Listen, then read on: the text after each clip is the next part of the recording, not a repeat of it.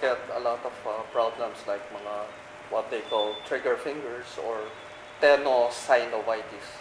The tendons are inflamed. Synovitis. Synovitis. Siguro po we're going to write down when we're going to show this movie. Tenosynovial. Kasi po, I try to emphasize this because I'm going to ask also, maybe Elmer about this, he's younger than all of us. Because meron po akong kaibigan na matagal nang pumunta sa Amerika.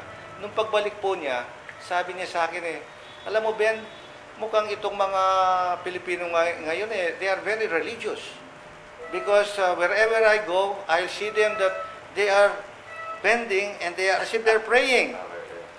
And then sabi ko sa kanya, nagte-text sila. Di ba?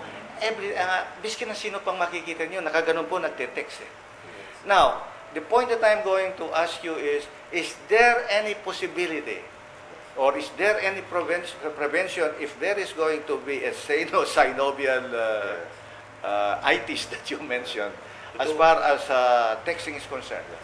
Ito po yun, yung na-mention kanina ni Doc Junie na we use these things, our fingers and our hands every day sa lahat ng ating mga activities. So, nagkakaroon tayo ng tinatawag na cumulative traumatic disorders or disease, Tandaan po rin yun. Cumulative, ang gusto ko sabihin, dumadami po, dumadami. Madami na pa.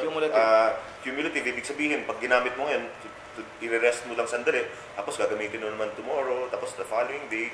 So, tuloy, nagkakaroon tayo ng mga tinatawag nga na trigger finger. Or yung microtrauma. O microtrauma to our ligaments and our tendons. Tendonitis. Yes, tendonitis. Tendonitis yan. Yes. Oo. Mukhang ganun we really have to discuss this a little bit more because maybe the suggestion is if ever you do this kind of texting, is it better to use both hands in order to prevent that tendonitis? Yes, actually, yes. Kasi kung isang kamay lang ang ginagamit mo, lalong mag-accumulate yung trauma dun sa particular hand na yun. So, mas maganda siguro left ambidextrous ka, left and right ang ginagamit mo. Or yung mga bagong lumalabas ngayon na kailangan two hands ang ginagamit. Well, we're not only talking about mga texting, we're talking about, for example, if a housewife uses a knife, natotraumatize pa rin ang tendons niya. Or a driver. What do you mean by knife? Yung panghiwa o kaya... panghiwang ganon, ha? Yeah. Holding the handle knife, of the knife or that can also cause cumulative inflammation. Yeah, so also in driving or in driving bags of everyday using the floor shift and the handle of the wheel, so not to traumatize. What we suggest, one of the prevention is using a glove, a pair of gloves. Or if they don't want it, they cut the glove. A pair of gloves yeah. can prevent this tendinitis or this cumulative inflammation that you... Protects the palmar area. Protects this palmar. Yeah, the palms. Yeah. And so when you drive or when you carry on something or do the routinary palengke, carrying those heavyweight baskets. Yung mga bayong, hindi naman sila hindi naman maganda yung handle nila.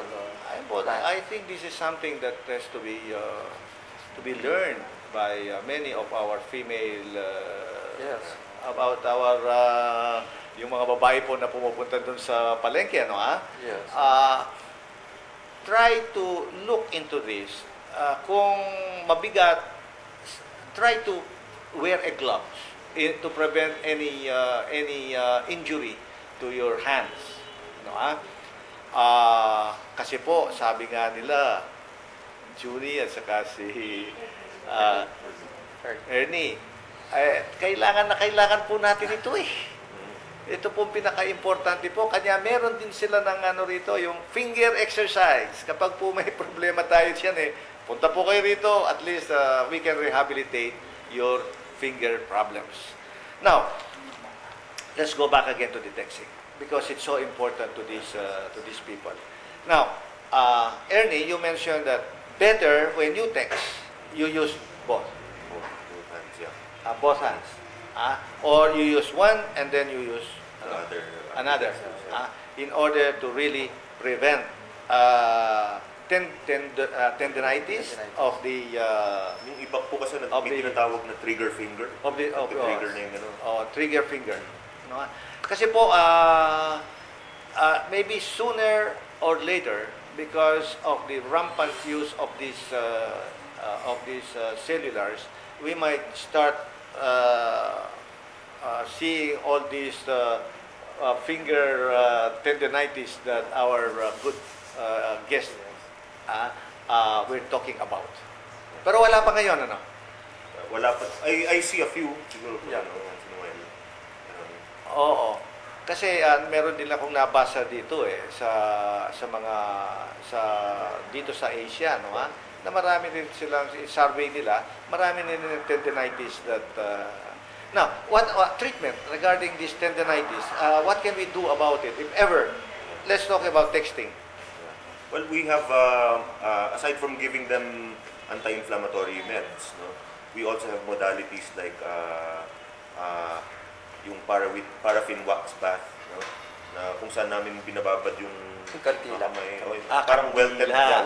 melted wax Yeah. na pinapaano namin. Pwede para ba nilang magagawa doon sa kanila if ever they will start having pain in their wrist because of this texting? medyo delikado po yan kasi may certain temperature po. Sorry po may certain temperature po yan.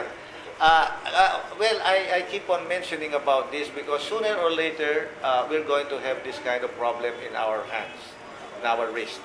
And if ever, meron po tayong rehabilitation, physical rehabilitation specialist that can help you.